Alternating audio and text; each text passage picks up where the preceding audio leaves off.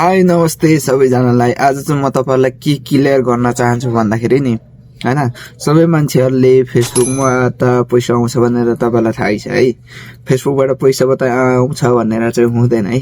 पैसा कसरी पाउने र कसरी आउँछ भनेर पनि जान्नु जरुरी छ। जति पनि तपाईहरु कन्टेन्ट क्रिएटर हुनु चाहनु हुनेहरु र कन्टेन्ट क्रिएटरहरु है, कसैले तपाईहरुलाई भनेर र तपाईहरुलाई म तपाईहरुको आइडीलाई मोनेटाइज गर्दिन्छु भनेर चाहिँ कहिले पनि नसम्झिनु होला है त। हैन, यति गर्न नै चाहनुहुन्छ भने चाहिँ तपाईहरुले यो भिडियो चाहिँ पुरा हेर्नु पर्ने हुन्छ है। र साथसाथैमा तपाईहरुले के पनि एउटा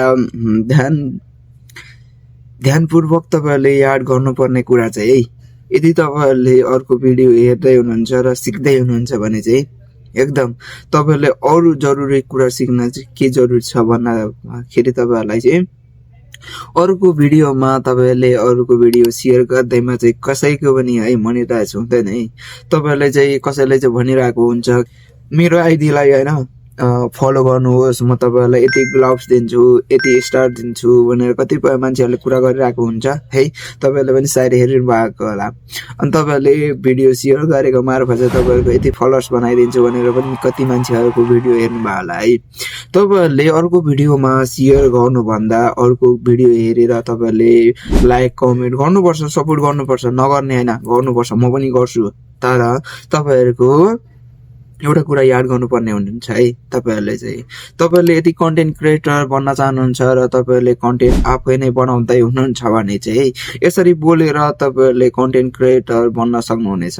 र तपाईहरुले आफैले आफुलाई मिहिनेत गरेर तपाईको आफ्नो पर्सनल भिडियो राखेर तपाईहरुले बोलेको अथवा तपाईहरुले कमेडी भिडियो बनाउनुहुन्छ अथवा तपाईहरुले डान्सको भिडियो बनाउनुहुन्छ, तपाईहरुले कुन वेमा भिडियो बनाउँदै हुनुहुन्छ त्यो वेले चाहिँ बनाउनु भयो भने चाहिँ तपाईहरुले अवश्य तपाईहरुको आइडीलाई मोनेटाइज हुन्छ है। तपाईहरुले अरुको आइडी त्यो भिडियो शेयर गरेर र तपाईहरुको अरुको त्यो भिडियो हेर्दै लाइक गरेर चाहिँ कहिले आउँदैन है। यति कुरा चाहिँ याद गर्नुहोस् कि सबैभन्दा के जरुरी छ भन्दाखेरि हामीले बुझ्नुपर्ने के कुरा छ भन्दाखेरि सबैभन्दा मिहिनेत ठुलो कुरा हो। तपाईहरुले यति मिहिनेत गर्नुभयो भने चाहिँ अवश्य त्यो सफलता प्राप्त गर्न सक्नुहुनेछ र तपाईहरुले तपाईहरुको आइडीलाई मोनेटाइज हुन्छ। तपाईहरुको सबै जनतासम्म जान्छ, जनताले हेर्छ, जनताले माया गर्नुहुन्छ है। अनि कति फलोअर्स छ, जति फलोअर्स भए पनि फलोअर्समा मतलब भएन। तपाईहरुले काम गर्ने हो, कन्टिन्यू काम गर्ने हो। तपाईहरुले काम गरेको बापत चाहिँ तपाईहरुले अरुदेखि रेस्पोन्स आउने हो है। तपाईहरुले काम गर्नु भएको छैन, अरुको प्रति भिडियो शेयर गर्दै जानुभयो भने चाहिँ त्यो चाहिँ इम्पोसिबल छैन है गाइजहरु, त्यो चाहिँ इम्पोसिबल छैन।